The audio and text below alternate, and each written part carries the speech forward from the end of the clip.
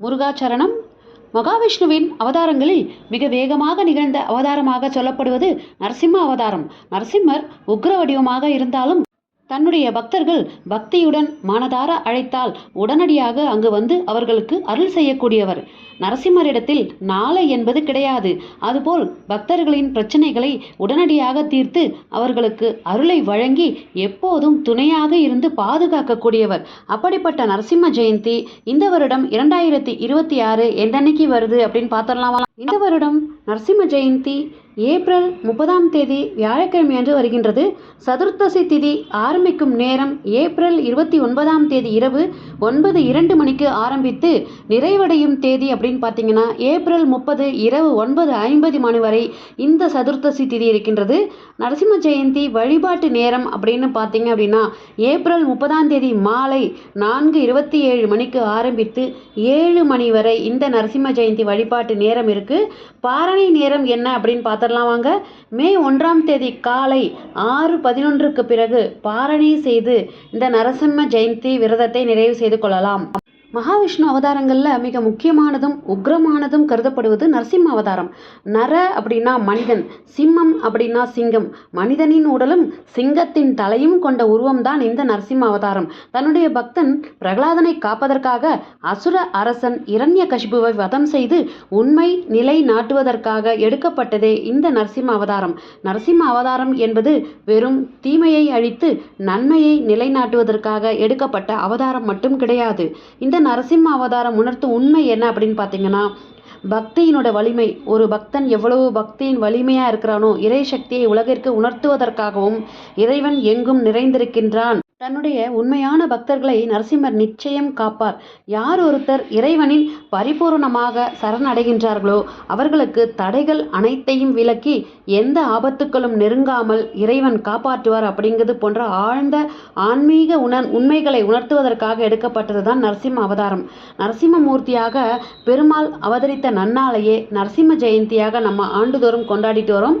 பாகவத புராணத்தின்படி சித்திரை மாத வளர்பிறை சதுர்த்தசி திதியில் தான் நரசிம்மர் அவதாரம் எடுத்ததாக சொல்லப்படுகின்றது.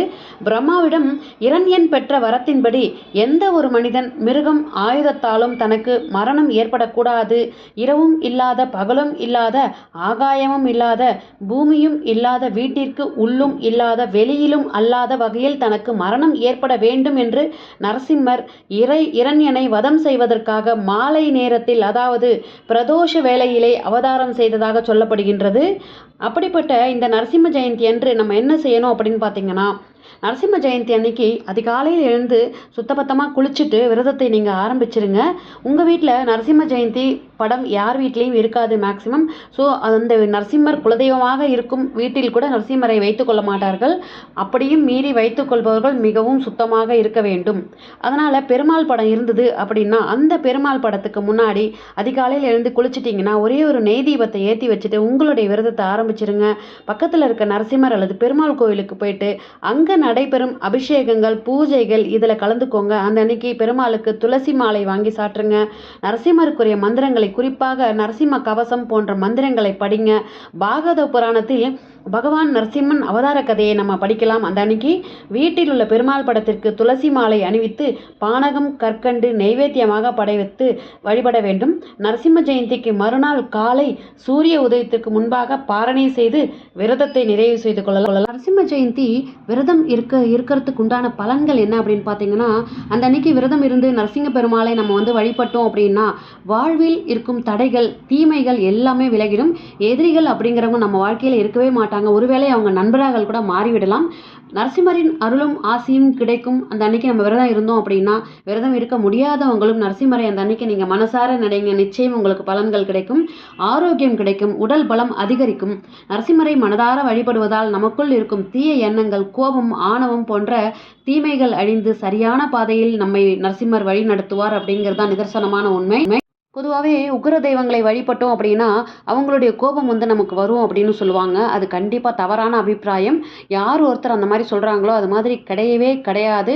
நிச்சயமாக உக்ர தெய்வங்களை வழிபடுபவர்கள் சாந்தமாகத்தான் இருப்பார்கள் அப்படிங்கிற நல்ல தகவலோட இன்றைய ஆன்மீக பதிவை நான் முடிச்சுக்கிறேன். மற்றும் ஒரு ஆன்மீக பதிவில் சந்திக்கிறேன்.